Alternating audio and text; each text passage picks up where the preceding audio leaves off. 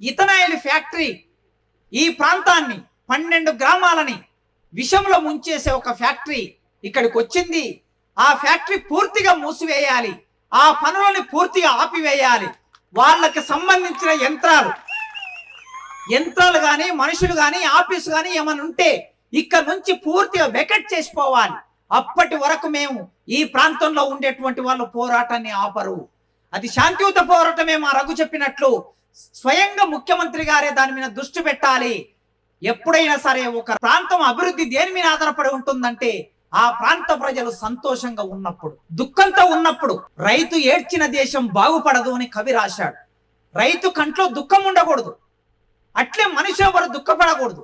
అట్లా దుఃఖపడని ప్రాంతంలో దుఃఖపడకుండా ఉండాలంటే ఆ ఇథనాయిల్ పరిశ్రమ మా జీవితాలని, తుంగభద్ర నదిని విషతుల్యం చేసే అవకాశం ఉంది గనక మా ప్రజలు గత 2-3 నెలలుగా పోరాటం చేస్తున్నారు. కేసులు పెట్టారు. కేసులు ఎవరెవరి మీద పెట్టారో కేసులు ఎత్తేయాలి. ఆ ఫ్యాక్టరీని ఇక్కడ నుంచి ఎత్తేయాలి. ఫ్యాక్టరీ ప్రతిపాదన ఉండకూడదు.